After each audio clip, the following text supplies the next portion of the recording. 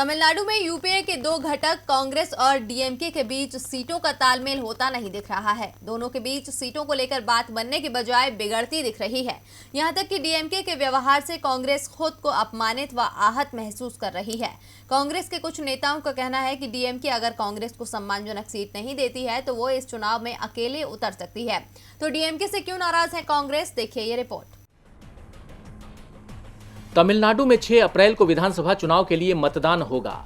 राज्य की सत्तारूढ़ पार्टी एआईएडीएमके ने बीजेपी के साथ सीट बंटवारे का ऐलान कर दिया है, तो वहीं एमके स्टालिन के नेतृत्व वाली डीएमके और कांग्रेस के बीच सीटों के तालमेल को लेकर बात फंस गई है। एमके स्टालिन ने कांग्रेस को 25 सीटों का ऑफर दिया है, जिसे लेकर कांग्रेस की राज्य इकाई ने अपनी नाराजगी जताई है।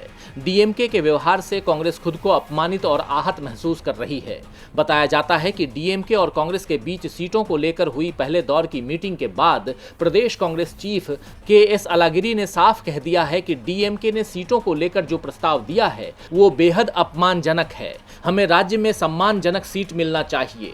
कांग्रेस की ओर से 45 सीटों पर दावा किया गया था। साथ ही ये भी साफ कर दिया गया था कि 30 से कम सीटों पर पार्टी गठबंधन में चुनाव नहीं लड़ेगी।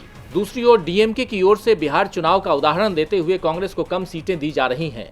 2016 के विधानसभा चुनावों में भी डीएमके ने कांग्रेस को 41 सीटें दी थी, लेकिन कांग्रेस सिर्फ 8 सीटें ही जीत पाई थी।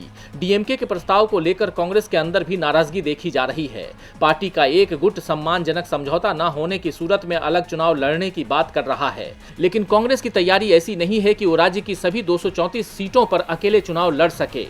पार्टी शुरुआत से ही डीएमके के साथ गठबंधन में चुनाव लड़ने की तैयारी कर रही थी। डीएमके के साथ कांग्रेस की सीट शेयरिंग का मामला उलझता देख कमल हासन की ओर से भी कांग्रेस से गठबंधन करने की कोशिशें शुरू हो गई हैं। वैसे न तो कमल हासन और न ही कांग्रेस की ओर से इसे लेकर खुलकर कुछ कहा जा रहा है। अब सभी की निगाहें कांग्रेस और डीएमके के नेताओं के बीच होने वाली अगले दौर की बातचीत पर टिकी हैं। डीबी लाइव की रिपोर्ट।